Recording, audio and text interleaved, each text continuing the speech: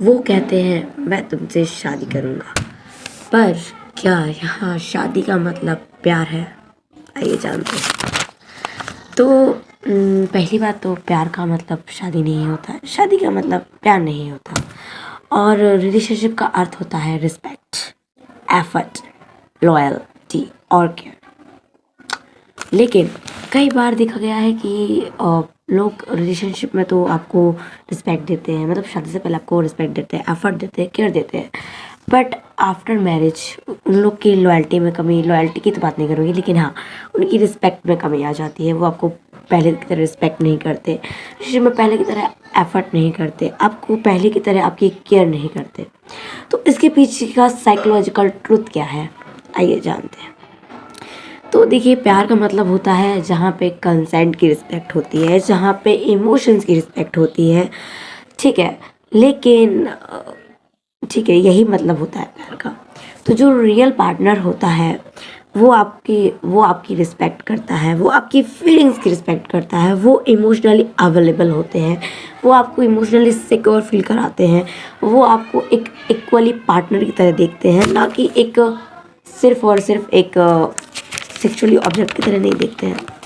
लेकिन जो यूज़ करने वाले लोग होते हैं, मतलब अधिकतर जिनमें जहाँ पे रियल प्यार की कमी होती है, जहाँ पे अंडरस्टैंडिंग की कमी होती है, जहाँ पे केयर की कमी होती है, जहाँ पे रियल पार्टनरशिप की कमी होती है, वहाँ पे जो यूज़र होता है वो क्या करता है, वो सिर्फ अपनी नीड पे फोकस करता है। वो आपको तब तक अटेंशन देता है जब तक उसको आपकी ज़रूरत होती है। चाहे वो ज़रूरत हर प्रकार की हो सकती है, फाइनेंशियली ज़रूरत हो सकती है, फिज़िकली ज़रूरत हो सकती है और इमोशनली भी। तो जहाँ तक उसको ज़रूरत होगी वो आपको अटेंशन देते हैं, ठीक है। और वो इमोशनली अनअवेलेबल होते हैं, उन्हें फ़र्क नहीं पड़ता आप रो रहे हो, गिड़गिड़ा रहे हो, आप मर रहे हो, कुछ उनको कोई फ़र्क नहीं पड़ता। उनको आपकी इमोशन से कुछ लेना नहीं होता। उनका मतलब होता है सिर्फ और सिर्फ अपनी नीड से। तो इसलिए जब तक आप उनको नीड चाहिए होगी जब आपको अटेंशन देंगे। आपने मोस्टली केसेस में देखा है कि रिलेशनशिप में लड़के तब तक अच्छे से बात करते हैं जब तक आप उनसे, और जब तक आप उनके चंगुल पे नहीं आ जाती, मतलब तब आप उनकी तरफ से हाँ नहीं बोल देती, तब तक वो आप पे इतना एफर्ट करते हैं, इतना केयर करते हैं, इतना रिस्पॉन्सिबिलिटी दिखाते हैं कि कुछ कहो मत। और बाद में तो वहाँ पे वो आपको एक इंसान की तरह नहीं, एक सेक्सुअली ऑब्जेक्ट की तरह देखते हैं, जहाँ पे उनको बस अपनी नीड की परवाह होती है। इस प्यार को हम असली प्यार नहीं कहेंगे, क्योंकि ये प्यार नहीं, ये सिर्फ अटेंशन के लिए, अपनी नीड पूरी करने के लिए दी गई अटेंशन है, ठीक है। और जहाँ पर रियल लव, मैंने आपको पहले ही बता दिया कि जो रियल में आपसे प्यार करता है, जो आपका रियल पार्टनर होता है, वो आपकी कंसेंट की रिस्पेक्ट करता है, वो आपकी फीलिंग्स की रिस्पेक्ट करता है, वो आपको इमोशनली सिक्योर फील कराता है। तो मेरे ही एक घर में केस है, जो मेरी मासी है, पहले वो बहुत घुल मिलती थी, बहुत सबसे अच्छे से बात करती थी, एवरीथिंग इज़ ठीक है। पर जब उनकी शादी हुई तो वो अपनी ही फ्रेंड से बात करना उन्होंने बंद कर दिया, अपनी फ्रेंड से बात नहीं करती, ज़्यादा किसी से बात नहीं करती, क्योंकि जो हम लोग के मौसा जी हैं, उनका जो स्वभाव है वो थोड़ा सा शक्की स्वभाव है।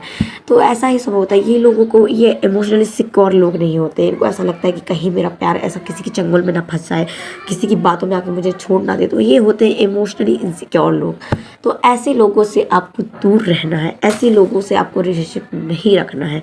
मेरा ये आज तक का जो ये वीडियो बनाने का सिर्फ एक ही रीज़न था, ताकि मैं आप लोगों को बता सकूं कि आप लोग उस पार्टनर को चूज़ करें जो आपकी फीलिंग्स की रिस्पेक्ट करे, जो आपकी कंसेंट की रिस्पेक्ट करे।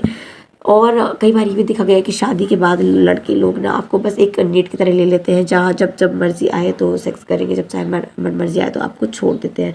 मतलब उनको कोई मतलब नहीं होता, उनका मतलब ये होता है कि आप उनकी बस एक जागीर बन गए हो, आप उनकी प्रॉपर्टी की तरह आपको एक ट्रीट करते हैं, ना कि एक इंसान की तरह ट्रीट करते हैं।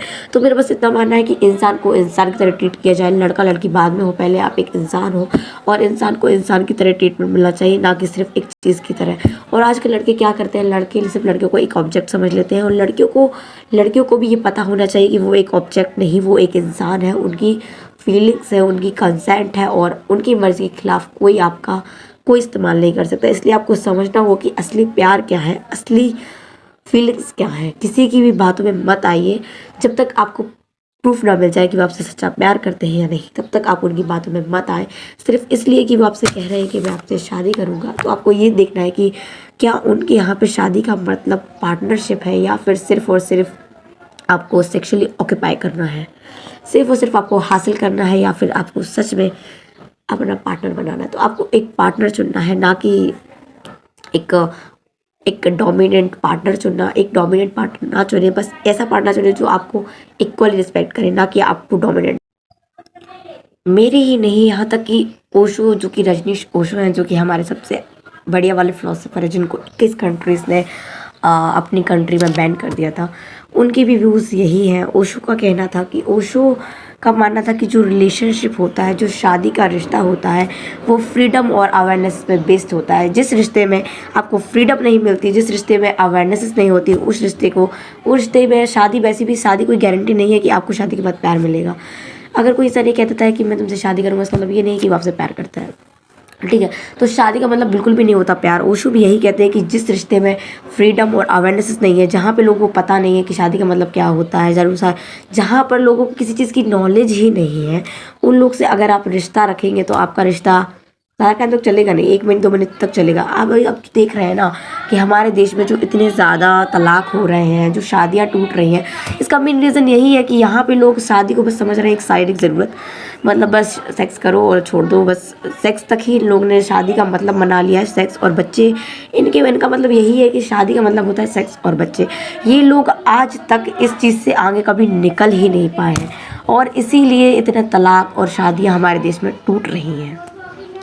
तो अगर आप नहीं चाहते कि आपका रिश्ता भी ऐसे टूटे, या फिर आप चाहते कि आपका रिश्ता हमेशा परमानेंट बन के रहे, तो ऐसा पार्टनर चुने जो आपको इक्वली रिस्पेक्ट करता हो, आपकी फीलिंग्स की रिस्पेक्ट करता हो, आपको इमोशनली सिक्योर फील कराता हो, आपको फ्रीडम देता हो, और सबसे बड़ी बात वो अवेयर हो, सेक्सुअली अवेयर हो, फिजिकली अवेयर हो, इमोशनली अवेयर हो, ताकि वो आपको समझ सके। तो ऐसा पार्टनर अगर आप चूज़ करेंगे तो आपको कभी भी ब्रेकअप और जो कि डाइवोर्स है उसकी नौबत ही नहीं आएगी।